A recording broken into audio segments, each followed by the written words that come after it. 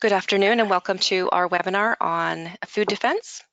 I'd like to welcome today Dr. Bob Strong. He's our keynote speaker for the webinar today. He's a member of our Training and Improvement Solutions team and also a senior consultant.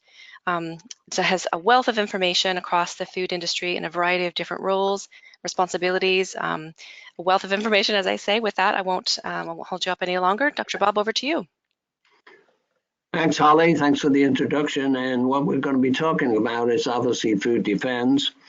In the United States, the FDA has decided to call it preventive intentional adulteration, but it is food defense. It obviously applies to anybody in the United States or anybody in the world protecting their product against those who would intentionally want to adulterate it.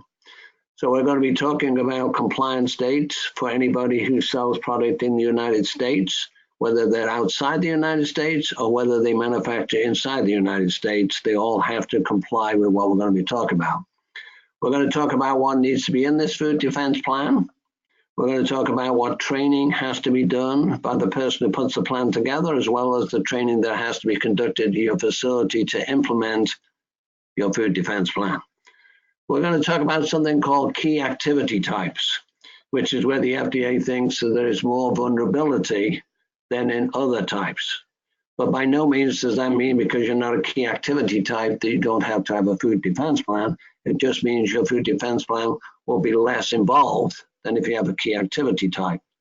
We'll talk about the threat elements that have been identified as needing you to have a food defense plan. And we hopefully will have time left to do questions and answer, but there is an awful lot of stuff I have to get through today.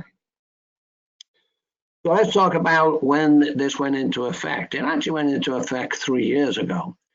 But in the FDA, they give you time to get ready. So therefore, the compliance dates are always later than the effective date. But we've already passed one of the effective dates. So if you're a large company with more than 500 full-time employees and you make products to be consumed in America, then you already should be in compliance with what we're going to talk about today. Small businesses have until next year, July the 27th.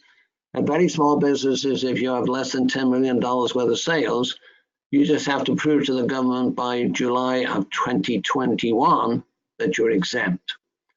But remember, the FDA is coming to visit you. The only good news I can give you today is the FDA has indicated they won't start the inspections till March of next year. And then they'll be coming into the large businesses. At that time, they won't be coming into the small or very small businesses. So let's start off with our first poll, Holly, so I can get a feel for where people are who are on the call. Excellent. Okay, so let me launch the poll here and I'll read the question. So do you currently have a documented food defense plan?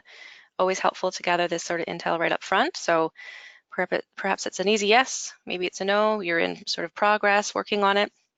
So we'll leave this open for about 20 seconds, 30 seconds. We'll close and share the results. It's interesting, Dr. Bob, there is obviously US legislation that's driving a lot of this conversation, but globally, you really see the difference in the articles of late in terms of food fraud and food defense. It's really a global issue that affects organizations, whether they're supplying into the US or within their own countries. Well, yeah, because Safe Food for Canadians went into effect this year, and that also requires this. Australia had their problem with the fact that somebody put strawberries put razor blades into strawberries. And we've got incidents in Italy and incidents in Japan. So this is just not a North American or a USA problem. It is obviously worldwide that there are people out there who would and could intentionally contaminate your product. Yeah, let me close and share the results here. Great result. 77% said yes, currently have a documented food defense plan. Only 4% said no, and the remainder was 18% currently working on it. So really good group of well-informed folks, it would seem, on the call today. All right, well, what we're going to be talking about is your food defense plan where it needs to be? I'm not surprised by those numbers, but what I would be surprised is after you hear what has to be in that plan, whether it'll still be 77% of the people say their food defense plan meets the requirements that the FDA has. Because the FDA wants a totally written food defense plan that's based on these things: vulnerability assessments, actionable process steps, mitigation strategies, etc. and then records to show that you've got an effect and it's effective. So what are we talking about? We're talking about these 7 parts of this plan all have to be there. We're talking about that 2 of these steps have to be done by qualified individuals, not just people in your plant, qualified individuals, which we'll describe in a minute. We also, you have to say when you've done your vulnerability assessment, if you feel it's not a vulnerability, you have to say why it's not just when it is. And that sometimes is more difficult to try to justify why you don't think it's vulnerable. So who is a qualified individual? Well, according to the FDA, it's a person who has the education, training, or experience necessary to perform an activity required, and therefore it's somebody who already has some food defense experience or food defense training, not food safety training, not quality training, but food defense training. My question to you is to think about, do you have anybody in your plant who has actually had food defense training? Because if they haven't, then they would not qualify to be a qualified individual. But they don't have to be at your facility, but if you're going to develop your food defense plan, you have to use a qualified individual. Therefore, it could be a corporate person, it could be a consultant. The difference is that they don't have to work at your plant, but they do have, or your distribution center, but they do have to have had some type of training. So let's get to the training, and then we'll come back to describing what needs to be in your plan. These are the words that are used by the FDA. Persons developing food defense must be trained or be experienced in food defense. And records of this training need to be kept. That means the FDA is going to come in and look at this, whether you're a foreign plant supplying to America or whether you're a plant in America. Then you're going to have records that you have trained your supervisors in how to prevent, detect, and respond to a potential tampering or criminal terrorist activity. Then you're going to have some posters and stuff around your plant reminding employees that they should treat security as a serious matter and make sure that they react if they see something that isn't what it should be. These training records need to include the data training, not just of a qualified individual, but training of all your people. The type of training, did you go to an outside class? And we'll talk a little about what's available. Or did you try to do the training inside by bringing somebody in to do the training? Who was trained? What was the name of your trainer? So is your trainer qualified to do the training and not just anybody who says, I can do food defense training? The FDA, in order to help you, has actually asked the FSPCA, and if you remember, they're the same organization that put together the Preventing Controls for Human Foods, Preventing Controls for Animal Foods, and the Foreign Supplier Verification Program. So if you actually go to the website, it does list 3 training classes. 2 of them are online, and 1 you have to go to class. When I say have to, it's highly recommended. So I shouldn't have said have to. Highly recommend you go to the class in order for you to be a qualified individual to put together your company's food defense plan. What do you have to do to set up the plan? Well, you have to construct a flow diagram and show each step. Well, obviously, if you've got a flow diagram that you're now using for your HACCP plans, for your food safety prevention plans, then you don't need to have another flow diagram. But make sure it does show every step. Make sure it does show where you add in bulk products. Make sure it does indicate where you think you're vulnerable. And then identify on that flow diagram where you're going to do something about that vulnerability. And that would be called an actionable process step. And at that point, you would implement, put into effect, a mitigation strategy. So one of the next questions you have to ask after you put the flow diagram together, will the plan cover a particular process or products? So are you going to use it for several products because the processes and products are similar, or will you have to develop different food defense plans for different products or different processes? Is this a plan that's going to be for a single facility, or are you developing it like a corporate program, and then you send it out to each of your facilities and they will customize it to what their particular facility does? Does it involve any of the 4 key activity types, which obviously the FDA calls CATs because they love to do abbreviations? And therefore, the 4 that they feel are most vulnerable and therefore more likely to have problems are bulk liquid receiving and loading, liquid storage and handling at your facility, second ingredient handling, and mixing and similar activities. Those are the ones where you're going to have a very detailed food safety plan and a very detailed vulnerability assessment.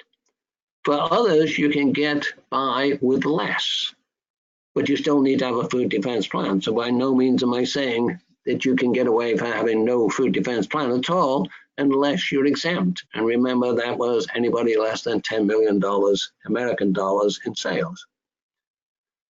So having done the flow diagram, having identified each step in your process, you now have to go to each of these steps and you have to determine, is there a vulnerability? Therefore, is it at this stage a likelihood that somebody who wanted to could get to the product and add something to it? And we'll talk about what the FDA means by that. But if they can, then that's a vulnerability. The question you have to determine is, how vulnerable is it? How significant is it? And how likely is it that I need to do something about it?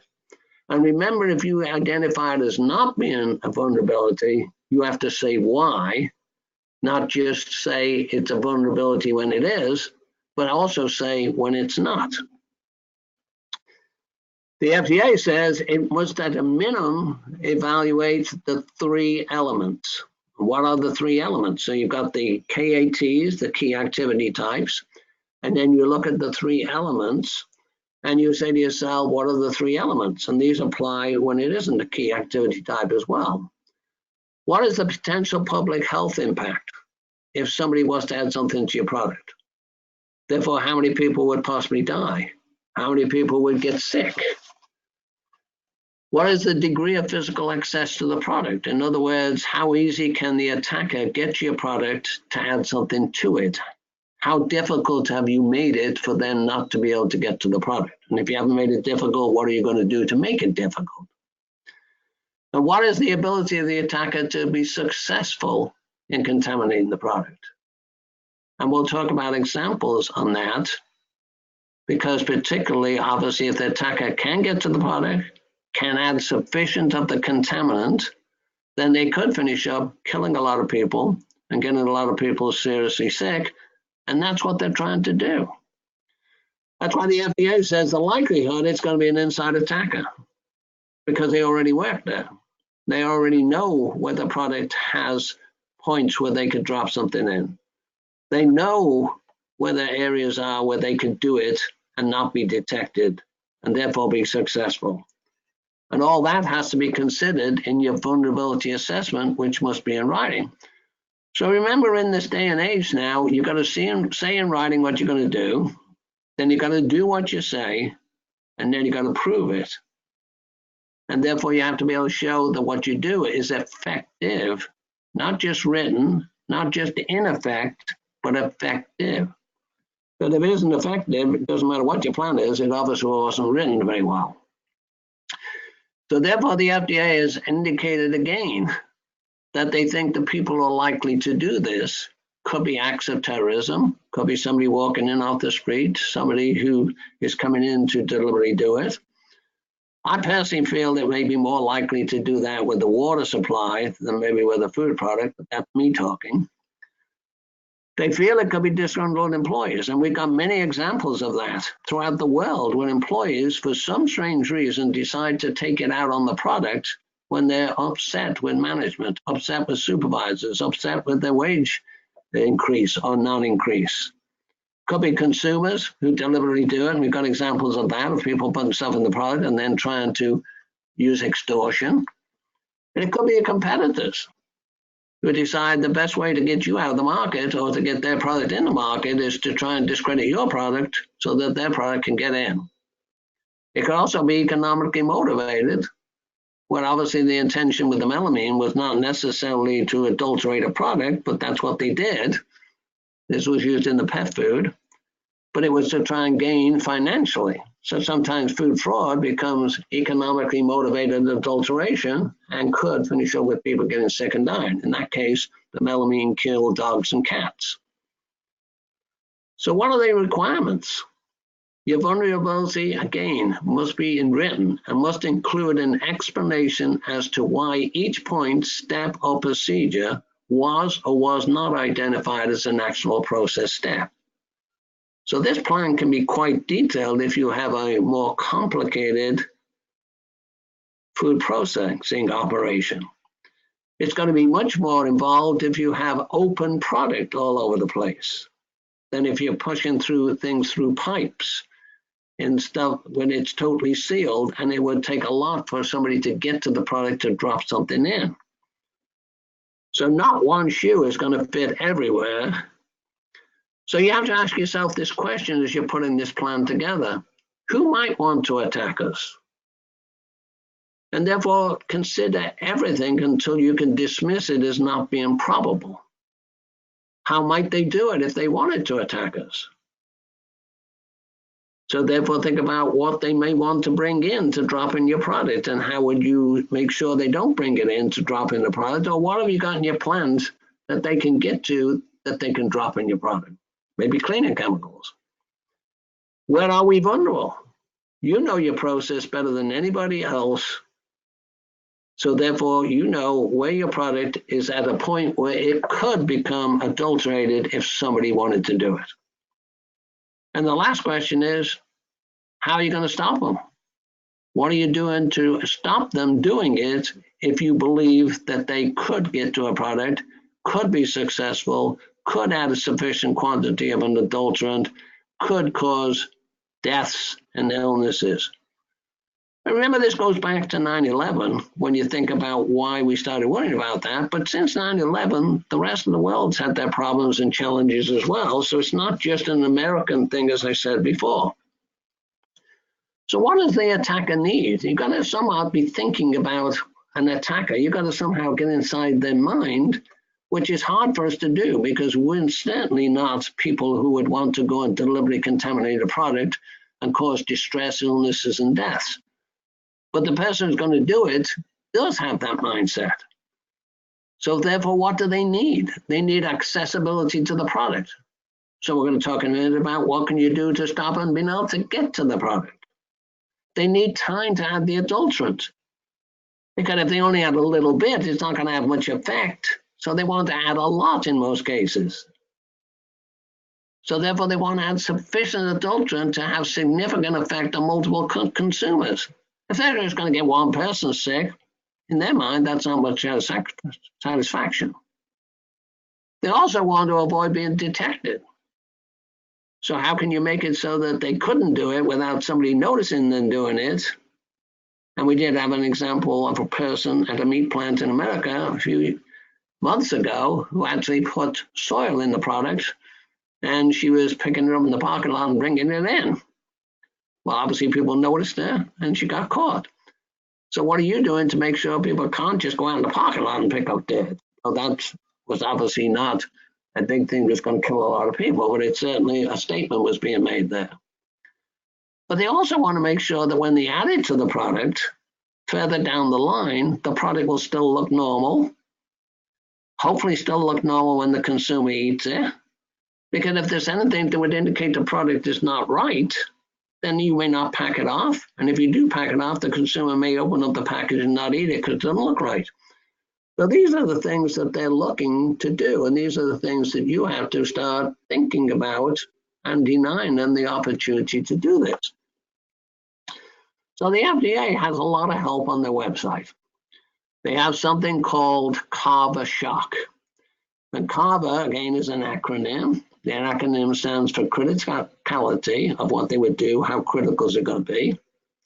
A is accessibility, so how accessible is it for them to get to.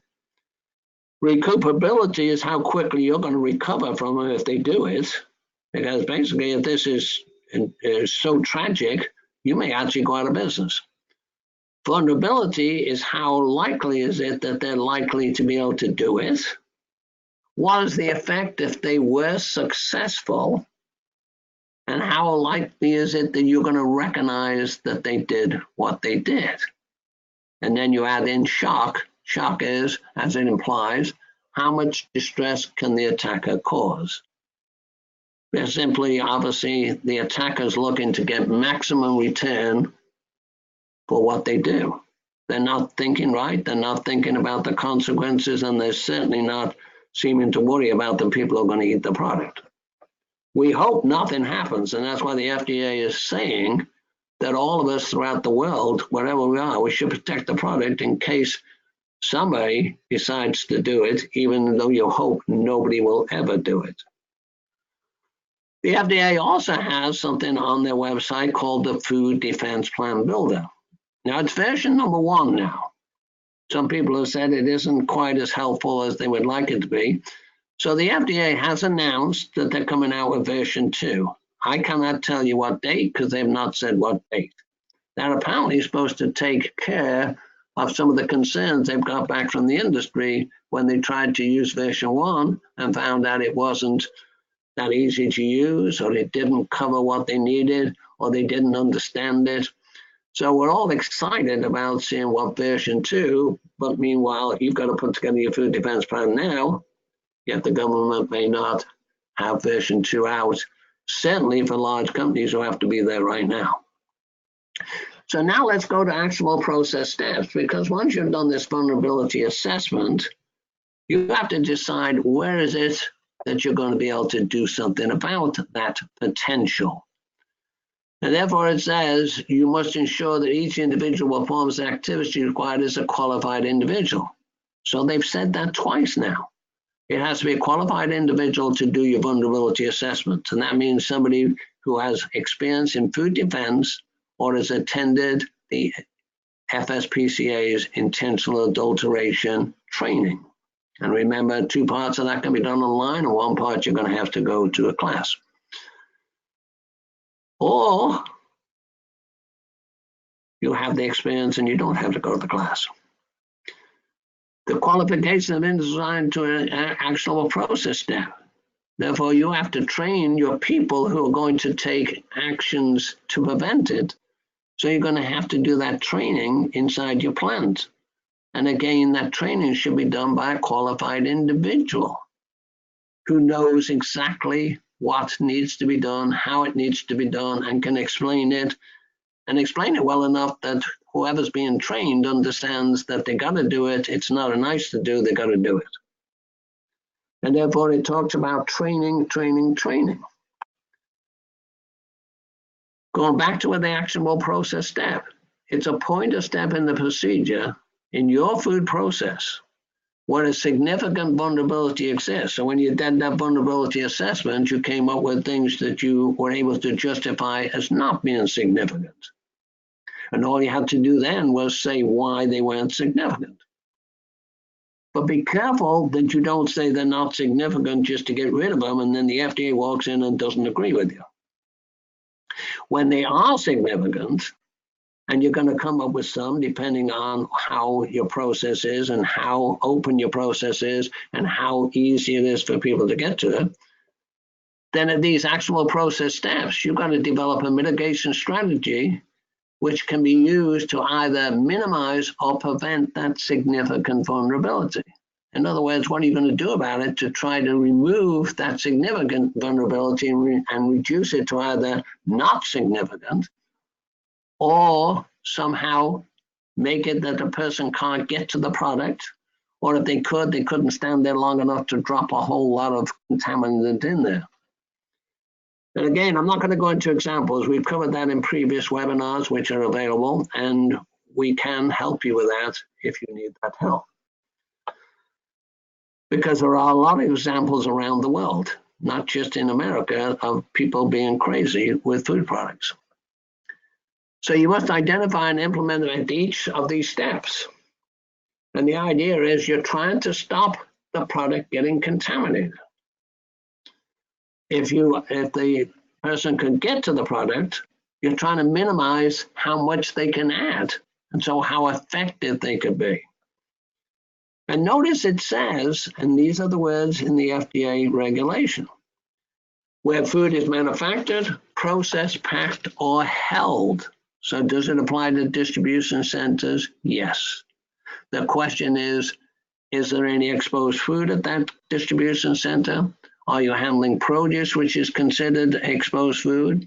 Are you repacking food that you're exposing? Then obviously you're going to be much more vulnerable than if you're just bringing in cases of product and you just store them and then you just send them out. In that case, you're still going to have food defense because you're going to be making sure it comes in on sealed trailers. You're going to make sure that the product hasn't been tampered with. You're going to make sure it doesn't get tampered with in your facility, and you're going to put it on sealed trailers going out. So please understand, even though you don't have to have a very detailed food defense plan, everybody has to have a food defense plan. The mitigation strategies that you are now going to put in effect because you have vulnerabilities that are significant have to have explanations in writing about why you think that mitigation strategy will work, why you think it'll be successful, why you believe it will minimize or prevent that vulnerability.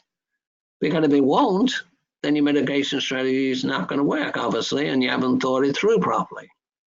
Then you're going to have a conversation with the FDA when they come in, and they do visit foreign plants as well as domestic plants if you're supplying product to the United States. So let's do another little poll, Holly, if you would. Yep, definitely. Thanks, Dr. Bob. So was your food defense plan prepared by a qualified individual?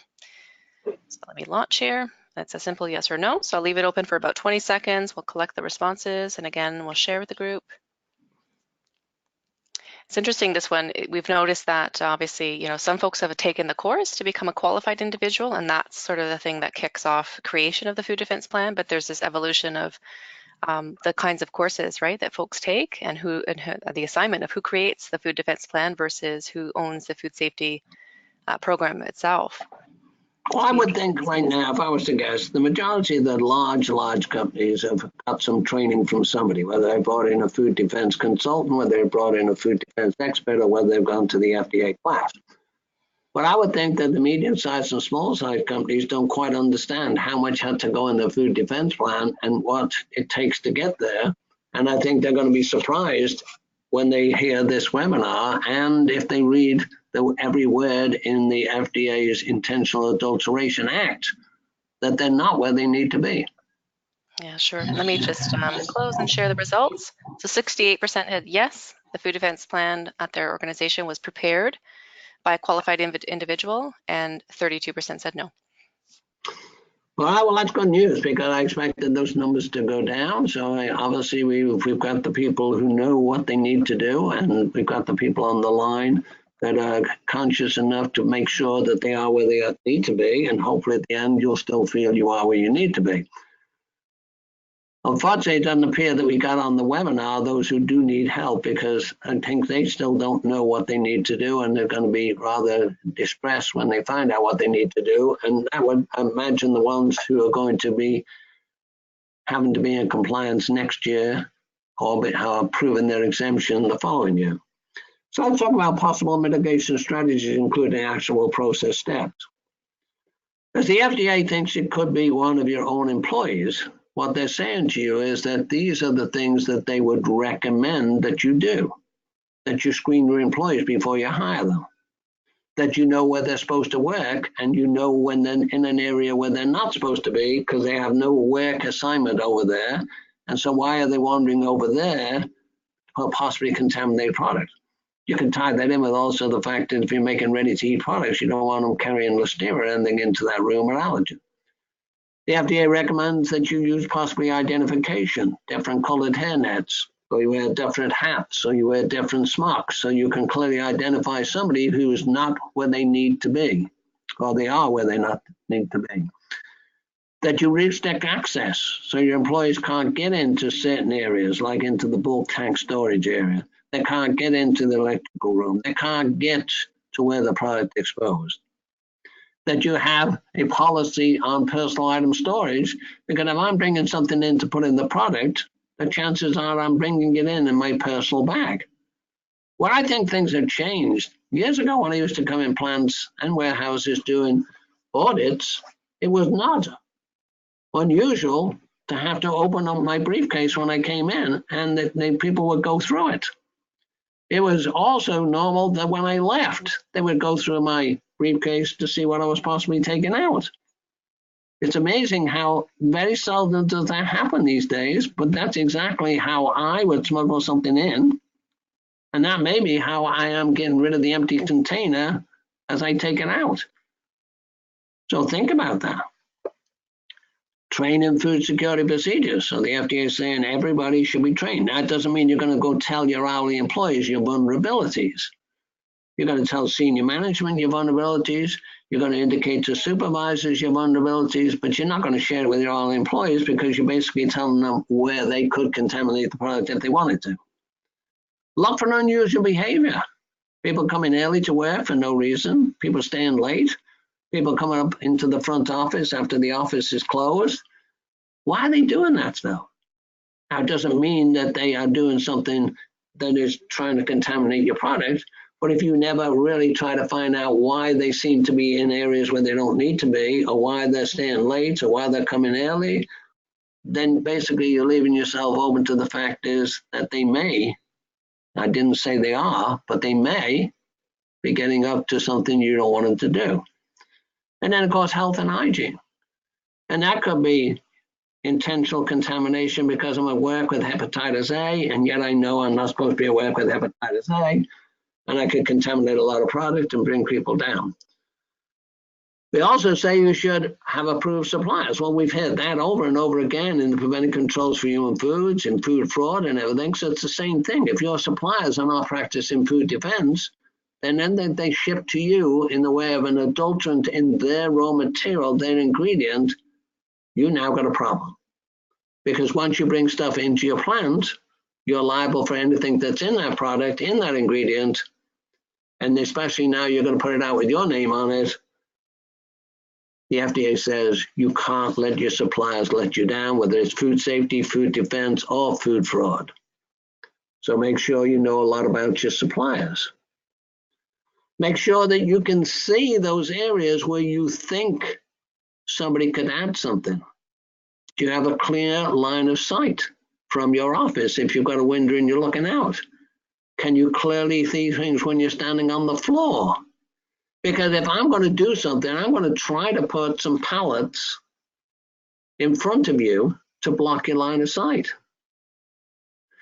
I need to reduce the staging time because if my product keeps moving and it goes from ingredient bag to the production line to the package, then if it keeps moving and it's pretty fast, it doesn't sit around very long for somebody to throw something in there.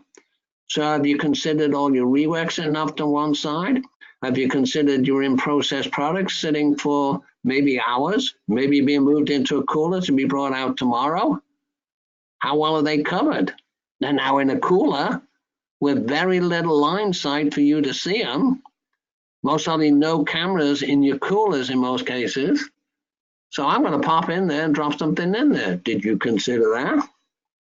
How about employees working in rooms on their own?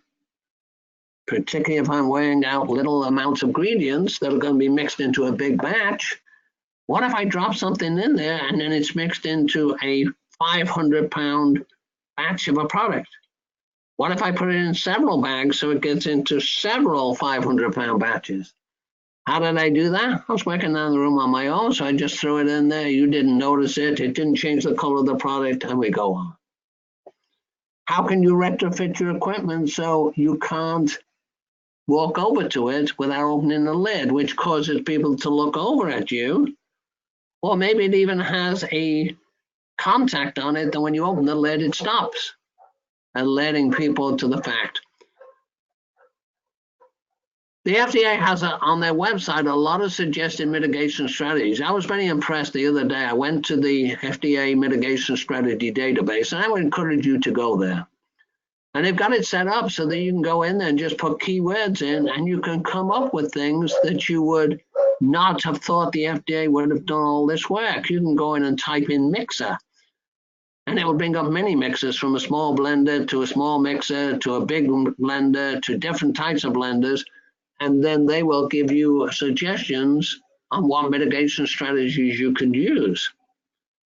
So remember, a lot of that information's there. The point is, I didn't know it was there because I'm not going to the FDA website all the time. And I didn't realize how much they put on it since I went to it. And I only went to it about 2 or 3 months ago. And a lot of this stuff has gone on in the last few months. So I would advise you all, and this is available, the FDA website's available all over the world, that you go in and look what's available and go, never thought of that, never thought of that. That's a good idea. Wow. And you suddenly go, I've got some new ideas. I think I've just discovered some vulnerabilities that we're not covering in our current plan. Because once you decide you got it all covered, and once you think you've got all those actionable process steps, and once you feel you've got all those mitigation strategies in effect, then obviously you need to make sure they're written, you make sure that you are monitoring them, and you got to make sure you got records. And remember, the FDA come into your plant now, if you're in America or supplying product to America, and they can ask to have copies of your plan, and they can take them away with them. They can ask for copies of your records and take them away with them. And therefore, it's not like you can say, no, you can't have it anymore. Because the Food Safety Modernization Act that was passed here in America on January the 4th, 2011, gave the FDA all these powers. And it also is involved in the Foreign Supplier Verification Program that you have to abide by the FDA's rules if you're sending products into the United States.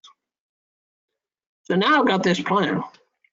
Now I put together the plan. I've got this well-written vulnerability assessment, and I've now got actionable process steps where I'm going to do something about those to minimize or prevent those vulnerabilities. I'm then going to go ahead and put everything into effect. I'm now going to monitor it to make sure that what I'm doing is actually achieving what I said it would. But we also have to recognize that at times it may not achieve what you want it to, but when you put it together, you thought it was going to, and hopefully it will. But in cases when it doesn't, then you've got to have corrective actions. Well, that's the same as we said in HACCP. It's the same as we said in food safety plans. You got to have something written in your procedures saying what you want your employees to do if they find something isn't working. And therefore it says here, as appropriate to the nature of the actual process step and the nature of the mitigation strategy. You must. And remember, must is that word that the FDA changed in our current GMPs, which went into effect at the same time as the Food Safety Modernization went into effect, and that's where they changed the word shall and made it the word must, meaning you don't have a choice. You must establish and implement a written food defense corrective action procedures that must be taken if mitigation strategies are not properly implemented. These food defense corrective action procedures must describe what you want people to do at the time that they notice that something isn't working as well as you hoped it would. Or they see a stranger in your plant and they just say, well, I don't know who that is, but we'll just ignore that person. No, your mitigation strategy was that they should ask that person who they want to see and then encourage you to get them out the door and have them walk around to the front office and then come in there, and then the person they want to see goes to them. So that would be a corrective action where you say to somebody, yes, somebody got in a plant they shouldn't have got in here, but they did. So don't just ignore them and just say, well, they must have a reason to be here, and just let it go. You tell your employees they should ask the person, can I help you? I can come up with many more, but we don't have time in this webinar to do that. But those things are going to happen. Hopefully not very often, that you're going to find your plan isn't quite working. Then you have to keep a record every time you put a corrective action into effect. And if you're putting a corrective action into effect, the chances are you're changing your food defense plan. And the corrective action is to get you where you needed to be because you weren't quite where you needed to be in the first place, but you didn't know that until all of a sudden, one day, something wasn't quite going the way it should be. Like HACCP, I've now got my plan. I've got my actionable process steps, which you could call critical control points. I got my mitigation strategies, so in other words, what are you going to do about it? I'm monitoring it. I've got my corrective actions. But I just don't sit on my hands. I now have to go and verify that this plan is actually achieving what I wanted it to achieve. And what it was supposed to be achieving, remember, is that you've got to prevent or minimize the possibility of an attacker being able to get your product and being successful. And so therefore it says in the law, and remember this is a law, this is not a nice to do, this is a law, as part of the Food Safety Modernization Act. It's actually the last part of 7 parts in the Food Safety Modernization Act. It must include, as appropriate to the nature of the mitigation strategist's role, verification that the food defense monitoring is being conducted. So if you said you're monitoring it, where's the records you're doing it? And if you were saying you're monitoring it at a certain frequency, where's the records that say you're doing it at that frequency? And verification of the appropriate decision by food defense corrective actions were made as required. So what did you do to follow up on those corrective actions to make sure that they actually did correct the problems?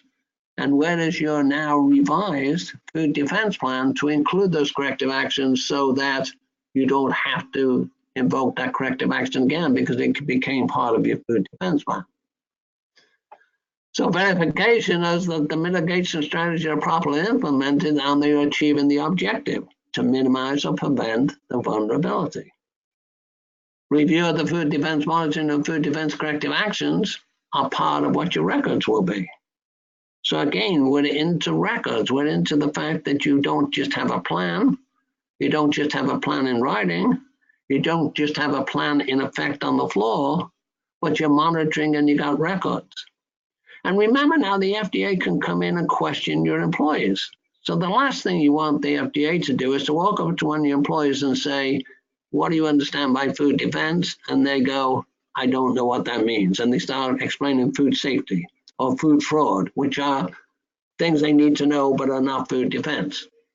Or they go, well, we just got to keep the doors locked.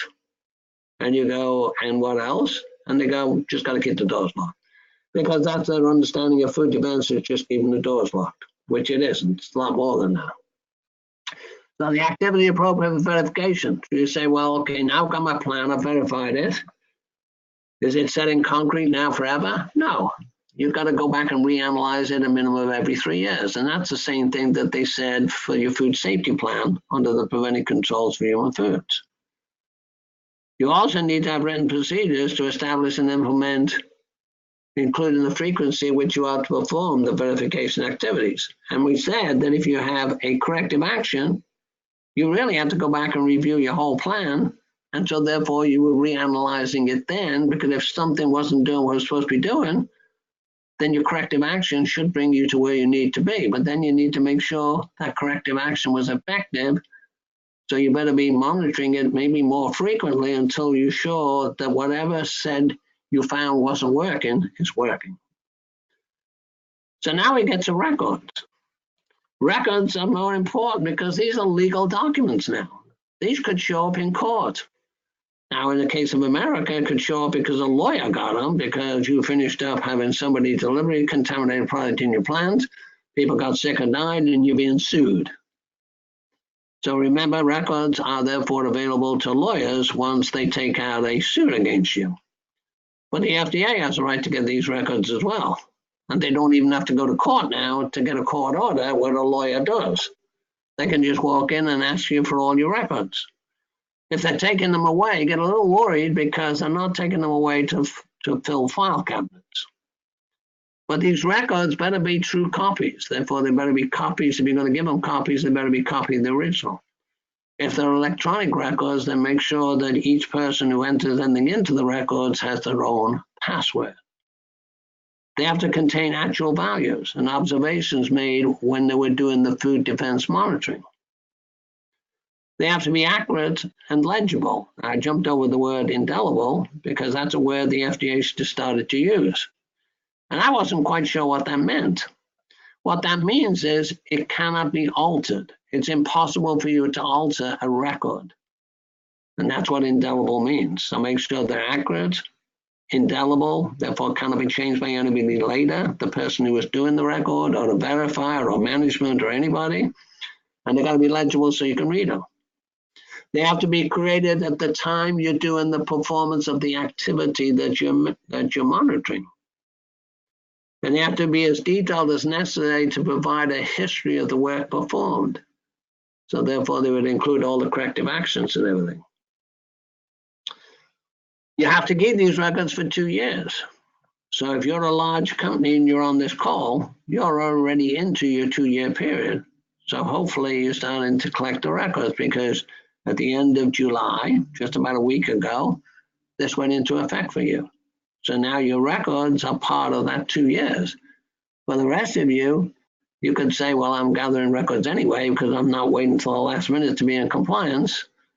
But it's 2 years if you didn't want to do records after you have to be in compliance. Records that the facility relies on during the 3-year period and they applicable to say you're exempt, you need to have those and show them to the FDA. So when they walk in and say, where's your food defense plan? And you say, we don't have one. And they say, why? And you say, I'm exempt. And they say, show us your records. And that means they're going to ask for your financial records to prove you're less than $10 million. Well, remember, if your business is growing and you exceed 10 million, then you move into not being exempt, and you now have to have a food defense plan. You have to keep this food defense plan even if you close down that plant, even if you stop using that facility for at least 2 years. The food defense plan must remain on site, except for the food defense plan offsite records are permitted if you can get them back within 24 hours. So if you can go get them in 24 hours, that's fine. That's your records. That's not your food defense plan. Your food defense plan has to remain on site, but your records can go off site as long as you can get them back within 24 hours. Electronic records are considered to be on site, even if you've uploaded them to corporate, as long as you can get into the corporate computer and you can show them to the FDA, and if they want, you can print them out. If the facility is closed for a prolonged period, the food defense plan may be transferred to somewhere else, but this is leaving it in the building that may very well be vulnerable to people breaking in, being stolen, or accidentally having a fire or something. So in that case, they will allow you to move your records somewhere else because you are closed. It could be some seasonal type of operation where you only operate 3 months a year. Reanalysis, as we said, you have to do it every 3 years. It's not a nice to do, you got to do it. Hopefully all you're doing is looking over your plan saying it's still as good as it was 3 years ago, it's still as good as it was 2 years ago, there's no reason to change it, and we're just going to go ahead. So Holly, let's do another poll if you would, please. Will do, absolutely. So let me launch here. So are you ready for a visit from a regulator? So these are obviously for our friends based in the US and Canada. Let me launch the poll. Perhaps it's almost. You're almost there. Absolutely, you're there, or you're not there yet and you would need risk support, whether that's through auditing, consulting, training, all three. I'll leave it open for about 30 seconds and we'll close and share. I would expect that most folks are almost there, given the fact that they're here watching and listening. They're probably just gathering a little bit more intel, but we'll see how we go. I would think so as well, seeing we had 70% of the people answered the first poll to the positive, 68% of them said to the positive on the second poll. I would think that unless I've said something that's got them thinking a lot, that they're basically going to say almost there. Maybe they're going to say absolutely, we are there, bring in the FDA tomorrow. Yep, and I think we're about 100% here. There we go. Okay, let me close and share. So not surprising, to your point, Dr. Bob, between 25% at absolutely, we're there, and 62% almost there. So only 13% said, nope, I need some support still. And that doesn't surprise me. And the problem is that I thought I was there understanding the food defense thing when I first got into this back a couple of years ago and started really studying it. And it was only when I saw that the training that the FDA now requires and the detail to which they do if you've got one of those key activity types that I realized that I didn't know enough and I was not prepared as I am today. So Holly, how about doing a little wrap up? And we're getting close towards 1 hour, and I actually managed to get it done a little quicker than I thought. Impressive, Dr. Bob. Yep, we've got lots of questions here. I will point out by saying this is a two-part webinar series. So for today, we just kind of went through the high level, as you pointed out, Dr. Bob, the what is food defense, why do we care? Next week on August 8th, we're running another session, and you're welcome to register. Let me just send it through the chat. Hopefully this works okay. And it's focused on those key activity types. So if you operate in the food industry with those key activity types, those 4 key, then this next webinar is for you. It's free, just like today. And if you're listening to this webinar, because you're watching it on demand, this next webinar that we're offering on for food manufacturers, food defense for food manufacturers, is also available in the resource library that you visited on our website. So with that, let's dive into the questions. Lots of questions on paper contact. So I'll just read you a couple of these. How is food contact paper considered within this food defense, within a food defense plan? Well, food contact packaging is exempt from FSMA if you're a domestic plant, but for some strange reason, the FDA decided if you're an international plant sending food contact packaging into America, that you do have to apply by food defense. The FSMA, so therefore you do have to have food defense. And I think it's because maybe the FDA thinks there's more vulnerability outside the United States when it comes to packaging than there is inside the United States. I'm not saying that, I'm supposing that. And sorry, is there a distinction between paper packaging and plastic packaging? No, this is all for packaging of any type. In fact, the FDA, if you look under the food safety plan, you actually have to prove that skillets and slices and dices and all that are approved for food contact and have a food safety plan on them, which is rather amazing. And therefore, that is much bigger than most people thought. Now, that's been put off till 2022, compliance with that. Yeah, and interesting that this applies to folks, anyone who's importing into the U.S. as well. Right.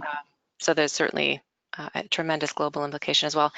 We have one attendee that attended training certificate or attended training, excuse me, in 2007 on food defense. Does that sort of training, still appropriate, sufficient for today's food defense requirements? No. Yeah. Okay. No, it isn't. And I used to teach classes on food defense just after the Bioterrorism Act came out in 2002. And for the next 3 or 4 years, a lot of people wanted food defense training. And then basically for the last 10 years or so, very few people have wanted food defense training. So we got away from it. But no, this is much more involved. And you'll find that out if you attend next week, exactly how detailed and what calculations you have to do if you've got one of those 4 key activity types. Okay, yeah. An interesting question from one of our attendees for food audits, BRC, for GFSI audit, BRC specifically, can you request to be exempt from packaging food defense as it is not applicable to the USA? So I guess, do you do that under the context of your GFSI standard, or is it just kind of driven by the regulatory requirement? Well, I think basically you're talking 2 different things. You're going to meet the FDA requirements in respect of whether you're BRC, SQF, or whatever you are. And then you have to meet in addition, the SQF thing. And if you're questioning whether I need a food defense plan because I'm BRC and yet FDA says I don't have to have one, that is something to take up with the certifying body. Right, so it might be required as part of the GFSI standard, but you just need to sort of work out in the scope of the registration how that works. Yeah, because remember BRC and SQF and IFS and FSSC 22000 are international standards. So it may mean that you go, well, the FDA, which is only covering America, it says I don't need to have one, but that doesn't mean the rest of the world says that you don't have to have one. Yeah, okay. Can you just comment on what the difference is between food defense and food security? They're both the same. It's just sometimes people use the word food security instead of food defense. And in other words, you secure. Well, no, that's not true. Food security was a word that they used to use, and the people in the world said food security to some nations is the ability to secure food to be able to feed their people in their country. And so they asked the FDA not to use the word security because it means different. It means a different thing in different parts of the world, and that's why FDA started calling it food security and changed it to food defense. Okay, very good. Thank you for that. Okay, my company is using the contains non-binding recommendations as part of the U.S. FDA food defense self-assessment tool for food producers, processors, and transporters. But there's no field to justify his answer. So I guess the recommendation would be if the assessment tool doesn't seem to fully encompass what you need, do you recommend using another assessment tool, or how should folks approach this?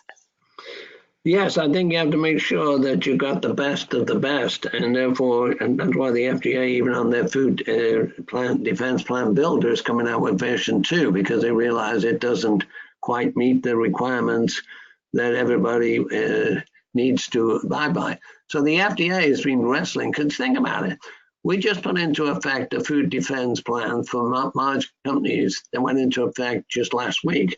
And yet the food defense training has only been available for the last 2 months. And therefore, they're running so close to the wire that that's why they put off the inspections until next March, because they realize even large companies are not necessarily going to be where they need to be today. So therefore, they're saying, well, we won't even come and see you until next month. So don't feel bad if you're not where you need to be today, but do feel bad if you're not where you need to be in your large company next March. Sure. Question regarding, so food defense, there is one element regarding EMA, and forgive my ignorance, environmental monitoring. I'm assuming you probably know, Dr. Bob. Oh, I beg your pardon. Thank you, Caroline. Economic motivated adulteration. Okay, so there's a food defense element regarding that economic motivated adulteration. Currently, those vulnerability assessment that is under the food fraud program. So do you still need to cover that EMA component under food defense program? No, because I think in a lot of cases, if you're going to determine that you're not vulnerable to food fraud, you first of all wouldn't put that in your food defense either. But if you think you're vulnerable to food fraud, then you have to think about that fraudulent ingredient possibly being sent to you as part of trying to contaminate your product on purpose. So therefore, it now becomes intentional adulteration.